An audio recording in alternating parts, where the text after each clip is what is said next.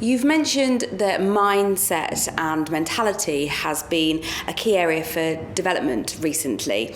What's your primary learning since we last saw you in this field? Yes, thank you for asking that. I continue to explore, both as someone seeking to learn for himself and finding new material for my students. And I've come across a particularly interesting gentleman who's a trader performance coach, but he's a psychologist by training, not the Band-Aid variety, but from a performance point of view. And understanding how our brain works has suddenly become a field that I felt we needed to understand. And there's a school of thought that our brain sort of sits at the top of the pyramid and dictates everything, and it's all about mindset. And there's certain books that have put forward the notion that it's all about mindset. There is a slight element that needs to be added to that, though, because standalone, that's not entirely accurate. And we have an emotion with every single thought that we have. And there is actual biology that can sometimes dictate the emotion and can thereby manipulate the mindset. So just to give you a kind of example of what's really fascinating about that, if you are toxic, you were having a night out last night, maybe you consumed things on a scale you shouldn't have, you've had a limited amount of sleep, you got home and had a row with your spouse, and now you're hitting the trading screens later than usual and you're feeling flummoxed, rushed and late. Your mind will not be at its peak, and it will not necessarily be the thing that determines the decisions you make. So you'll feel lazier, your quality of thought, and this is being dictated actually by biology, a physical element.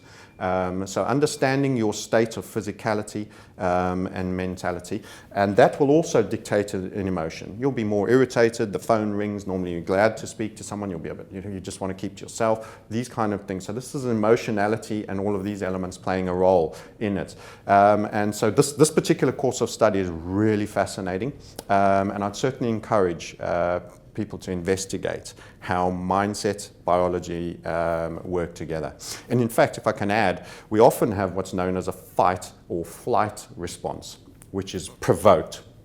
And this is typically provoked, and the mindset is actually the biggest part of it. If you summarize, the biggest part of understanding this is developing a higher level of mindfulness of self. So it's a massive self-awareness journey. So you become physically more tense in your shoulder blades, you're fastidious, you're feeling rushed, and you're breathing into just the top third of your lungs, you are already in what is known as sort of the fight or flight response. What was good from saving you from the saber-toothed tiger outside your cave some 3,000-5,000 years ago is not good for a rational, calm, mental assessment game in trading. And your mind can't differentiate between the stress provoked by an adverse P&L movement versus the saber-toothed tiger. Its responses are normally the same. So that is why often post-event you think, what was I thinking? Why did I do that trade? Why did I panic sell? Why did I chase that? Because you were in an altered state. And the development of mindfulness so that you can almost karmically come out of your head and look down on yourself and say, hang on a minute, the shoulder blades are pinched, I'm hunching up, breathe deep.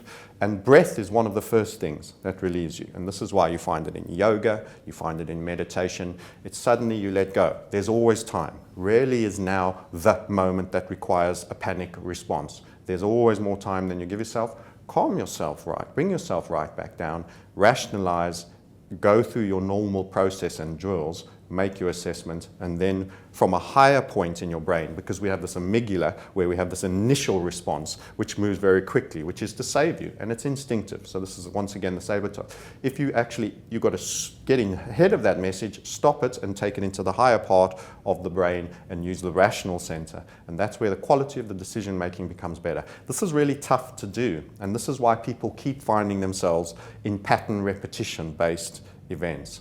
So by developing a higher sense of mindfulness, stopping the bleeding when you start recognizing you're going into that fight or flight response is a massive learning. So all aspects of trading we've been taught are a mental process. So how do you stop that bleeding? How do you learn these techniques? Part of it is recognizing that it's happening, first of all. Then the breath is one of the key things to do. So you bring yourself down and do nothing.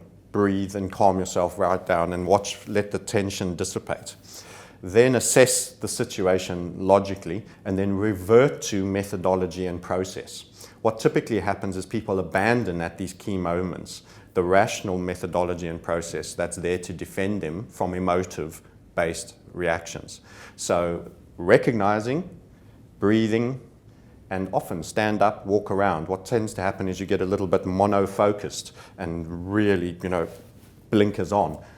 Take a walk, do something that gets you outdoors, and then incorporate and advance your learning in the longer run so that these events occur less often. So there's the longer term game of just always being someone who's cool. So the definition of discipline, and I really love this, the definition of discipline is the state of mind and control you retain in the high pressure moments. So your degree and ability to perform rationally under the high stress moments is the degree of your own personal self-awareness and the true trading discipline, and that adherence to methodology.